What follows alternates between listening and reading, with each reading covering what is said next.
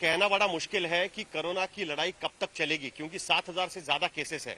लेकिन मुंबई से महज 580 किलोमीटर दूरी पर गोवा जैसा राज्य है जो आज की स्थिति में पूरी तरीके से कोरोना मुक्त हो चुका है, यह दावा कर सकता है। 3 अप्रैल से लेकर अब तक गोवा में एक भी नया केस नहीं निकला है। और अगर मैं गलत नहीं हूं तो 17 अप्रैल से आखिरी केस जब गोवा का निगेटिव आया, उसके बाद में गोवा में कोरोना पॉजिटिव संख्या 0 पर है, यानी 0 पर है। यह कैसे हासिल किया? हमारे साथ में प्रमोद सावंत, आप उनको पहले ही रूबरू कर चुके हैं, गोवा के मुख्यमंत्री। प्रमोद जी, आपसे दूसरी बार मेरी यह बात हो रही है। काफी मुश्किल था, मैं मानता हूं छोटा राज्य है, लेकिन आपकी भी अपनी चुनौतियां रही होंगी। किस तरीके से गोवा राज्य को किसी भी संक्रमण से रोकने में आप कामयाब रहे हैं? मैं आपको एक बात कहता हूं कि 7 पॉजिटिव पेशेंट थे आज की डेट में। 3 अप्रैल से आज तक वापस एक भी पॉजिटिव केस नहीं मिला है। और 17 अप्रैल के बाद में जितने सारे पॉजिटिव पेशेंट थे वो ठीक होके वापस घर चले गए हैं। ये पॉसिबल हुआ because of only the Covid hospital team, जिन्होंने बहुत अच्छा काम किया और कोविड जो पेशेंट पॉजिटिव थे उनको नेगेटिव करके घर भेज सके। हमारी पैथोलैब की टीम, जिन्होंने बहुत अच्छा काम किया, और पूरे एडमिनिस्ट्रेटिव स्टाफ, पुलिस से लेकर सब कुछ ने अच्छा काम करने की वजह से पॉसिबल हुआ। आज भी हमारे पूरे गोवा की बॉर्डर सील है। जो कोई गोवा में एंटर होता है, अगर वो गोवा का आदमी हो या बाहर का हो, जिसको समझो गोवा में आना है रहने के लिए भी, तो उसको कोविड टेस्ट पहले अंडरगो होनी पड़ती है। पहले कोविड टेस्ट करते हैं, उसी के बाद में उसको गोवा में एंट्री हम दे रहे हैं। यही हम मेंटेन करने की सोच रहे हैं और इसी फॉर्मूला के साथ हम 22 मार्च से आज तक लॉकडाउन कंटिन्यू है। और माननीय प्रधानमंत्री नरेंद्र मोदी जी ने लॉकडाउन की 3rd अनाउंस कर दिया है। 17 अप्रैल तक वो हमारे गोवा में बना रहेगा। जी प्रमोद जी, आपके सामने 2 चुनौतियां थी। पहली चुनौती ये थी क्योंकि अब गोवा एक ऐसा टूरिस्ट डेस्टिनेशन है, और जब कोरोना आउटब्रेक भारत में शुरू ही हुआ था तब दरअसल गोवा का सीजन शुरू हो गया था टूरिज्म का। बाहर से कई सारे सैलानी पहले से गोवा में मौजूद थे, कई सारे माइग्रेंट वर्कर्स गोवा में काम करते हैं। तो ये चुनौती आपने कैसे संभाली, खास करके जो बाहर से विदेशों से सैलानी पहले से ही वहां पर आके रुके हुए थे, उनके बारे में किस तरीके के फैसले लिए? क्या अभी भी कुछ सैलानी वहां पर फंसे हुए हैं, और उनके बारे में सरकार क्या कर रही है? जी हाँ, बिल्कुल आपकी बात सही है। Goa being a touristic state, यहाँ पे ढेर सारे लोग फॉरेन कंट्री से आते हैं, इतर राज्य से आते हैं। और जब ये स्टार्ट हुआ था, टूरिस्ट का सीजन था, और हमने सबसे पहले 22 मार्च जनता कर्फ्यू से बाद यहाँ पे 23 और 24 मार्च जनता कर्फ्यू बढ़ा दिया था। और ये 3 दिनों में स्टेट में बहुत अवेयरनेस बढ़ा, लोगों में कोरोना के बारे में जानकारी पसरी। और तभी से हमने जितने सारे फॉरेनर थे जो आ रहे थे, वो 4-5 दिन में थी, उनको उनके होटल में क्वारंटाइन रखा और उन्हें जो चीज चाहिए वह होटल में प्रोवाइड कर दी। इसके बाद में इतने सारे लेबर गोवा स्टेट में थे, इन सभी को 14 लेबर कैंप करके approximately more than 10,000 labour camp में रहे। और बाकी 3 लाख से ज्यादा लेबर को हमने जहाँ हो सकता है वहाँ खाना प्रोवाइड किया, उन सभी लोगों की अच्छी तरह से केयर की। इसीलिए गोवा में से एक भी लेबर बाकी स्टेट के बाहर नहीं गया। इसी के कारण आज तक फॉरेनर 7,000 फॉरेनर। क्या अभी कोई बाहर जाना चाहता है? क्योंकि अभी केंद्र सरकार ने जो गाइडलाइंस दी है उसके मुताबिक स्पेशल ट्रेनें चल सकती है, बसेस जा सकती है। 2 लाख माइग्रेंट वर्कर्स इस वक्त गोवा में हैं। किस तरीके से आप उनको वापस भेजेंगे, या फिलहाल वो गोवा में खुश है क्योंकि गोवा में तो कोई कोरोना का केस है ही नहीं? जी हाँ, बिल्कुल, गोवा में एक भी कोरोना का केस नहीं है, इसीलिए जो यहाँ पे है वो खुश है। बाहर से लोग आना चाहते हैं, लेकिन लेबर के बारे में उनकी थोड़ी सी मेंटेलिटी है। थोड़े लोग जाना चाहते हैं, बाकी लोगों को तो काम मिला। मुझे लगता है 50% लोग यहाँ से जाना चाहते हैं। हमारे नियर बाय स्टेट महाराष्ट्र और कर्नाटका है, इन लोगों को हम सिंगल 5 या 10 मिनट में परमिशन दे रहे हैं, और वो लोग यहाँ से जो अपनी ट्रांसपोर्ट फैसिलिटीज है उससे निकल रहे हैं। अभी हमने यहाँ पे ऐप भी खुलवा दिया है, जिनको रजिस्ट्रेशन करना है तो सभी लोग रजिस्ट्रेशन करें। We are in touch with the central government, इधर रेलवे और बाकी कुछ जो ट्रैवल मोड स्टार्ट होते हैं, उन ट्रैवल से जो जाना चाहते हैं उनको जाने की व्यवस्था हम लोग कर रहे हैं। लेकिन सावन जी, मैं आपको अभी अगली कड़ी के बारे में पूछना चाहूंगा, क्योंकि अब तो गोवा कोरोना फ्री है।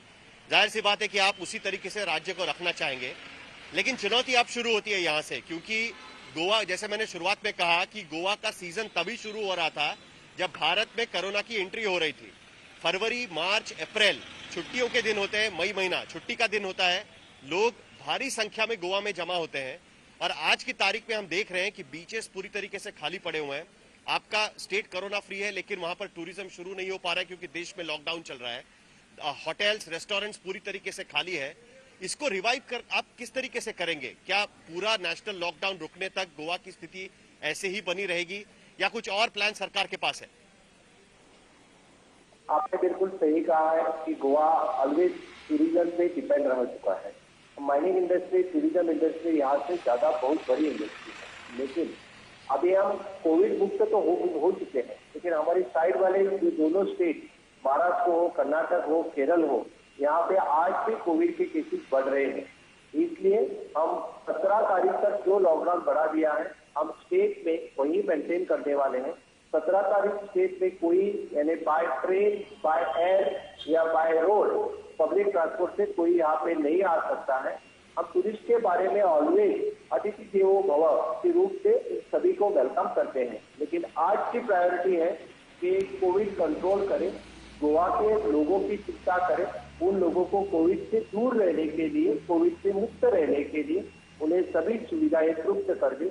अरे 17 तारीख के बाद से हम टूरिस्ट के सीजन के बारे में, जी हाँ बिल्कुल, इस तरह से हमारी सेंट्रल गाइडलाइन आ जाएगी और उसी तरफ से टूरिस्ट लोगों का वेलकम करेंगे। तो मतलब आप कहना चाहते हैं कि 2 हफ्ते का अभी जो लॉकडाउन एक्सटेंशन है 17 तारीख तक, उसके बाद टूरिस्ट के लिए कोई नई गाइडलाइंस आ सकती है? मतलब अगर कोई गोवा में आना चाहे तो उसके लिए कोई नई गाइडलाइंस आ सकती है, उसके बारे में आप सोच सकते हैं? जी हाँ, we are in coordination with the central tourism ministry also, जैसे कि वो भी अपनी खुद की गाइडलाइन फॉलो करे। हम 17 तारीख के बाद सेंट्रल की गाइडलाइन जिस तरह से आती है, उसी गाइडलाइन के हिसाब से हमारी स्टेट का टूरिज्म प्लान जो है वो फॉलो करें। एक सवाल काफी इंपॉर्टेंट है। देखिए, गोवा में कहते हैं सुशेगात होना, यानी आराम से। आज की स्थिति में गोवा स्टेट काफी आराम से है, लेकिन कुछ लोग ये भी कहते हैं कि नंबर ऑफ टेस्ट, यानी जितनी टेस्ट गोवा में हुई है वो 2500 के करीब है। यानी पिछले, जब से कोरोना आउटब्रेक हुआ है, जब से लॉकडाउन हुआ है, सिर्फ 2500 तक ही टेस्ट गोवा में हो पाई है। क्या कोई इस तरीके से सवाल उठा सकता है कि चूंकि टेस्ट आपके पास बिल्कुल कम है, इसके वजह से आज की तारीख में आपके पास कोई भी केस निकल कर नहीं आ रहा है? हालांकि स्टेट की साइज छोटी है, ये मैं मानता हूं, लेकिन फिर भी 2500 का आंकड़ा, क्या कहना चाहेंगे आप? आप कंपेयर करो पॉपुलेशन साइज से, हमारी गोवा का पॉपुलेशन है 15 लाख, तो 15 लाख के हिसाब से हम 2500 टेस्ट कर चुके हैं। ये तो देश के रेशो से बहुत अच्छा रेशो है हमारे यहाँ पे। और दूसरी बात, हमने पूरे स्टेट में house to house survey complete कर दिया है, और इसी हाउस टू हाउस सर्वे में जो जिनको ट्रैवल हिस्ट्री थी, जिसको सारी सिम्टम्स थे, आईएलआई सिम्टम्स थे, इन लोगों को हमने सेग्रीगेट कर चुके हैं और उन लोगों में भी हमें टेस्ट कर रहे हैं। इसीलिए मैं एक बात जरूर बताऊंगा, जो एट प्रेजेंट गोवा में है, इनमें से तो कोई पॉजिटिव नहीं आ सकता है, क्योंकि हम पूरा सर्वे कर चुके हैं। समझो कोई पॉजिटिव अभी आना भी है तो उसको स्टेट से बाहर आई हुई केस हमें मिल सकती है।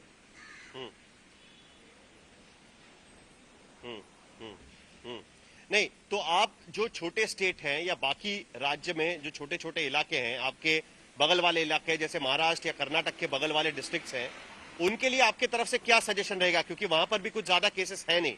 क्या कुछ दिनों में ये महाराष्ट्र की बॉर्डर के जो बॉर्डर वाले डिस्ट्रिक्ट्स हैं, कर्नाटक के बॉर्डर वाले डिस्ट्रिक्ट्स हैं, उसके साथ गोवा की आवाजाही शुरू हो सकती है? क्या आपको लगता है कि ये पॉसिबल है? 17 मई तक तो नहीं, क्योंकि 17 मई तक तो जो लॉकडाउन है वो मेंटेन रहेगा। लेकिन जिनको इमरजेंसी में गोवा में आना है, जो कोई किसी फैक्ट्री या इंडस्ट्री में काम कर रहा था, उनको भी समझो आना होगा। जो गोवा में ही रहेंगे, आ जा नहीं करेंगे, तो फिर उनको हम उनको लेके उनके टेस्ट पहले कंप्लीट करेंगे, और टेस्ट नेगेटिव है तो उन्होंने स्टेट में रहने के लिए वी आर परमिटिंग है।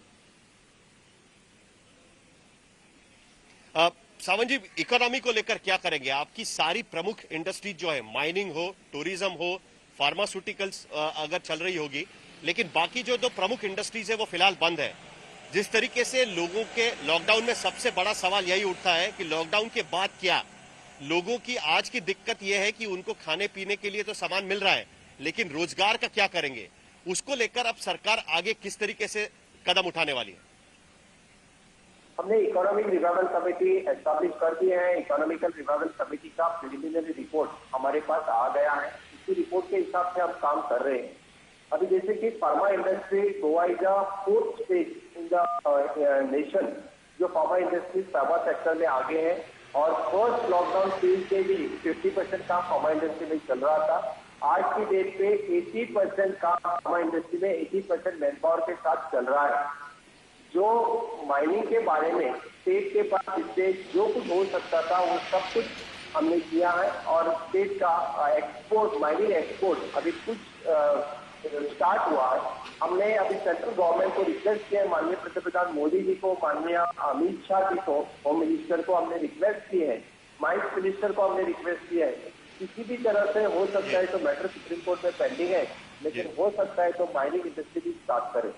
The third thing regarding the industry, अभी भी गोवा में हमने इन्वेस्टमेंट प्रमोशनल बोर्ड के हिसाब से जो इंडस्ट्री इंडिया में आना चाहते हैं उनको हम गोवा में वेलकम करते हैं।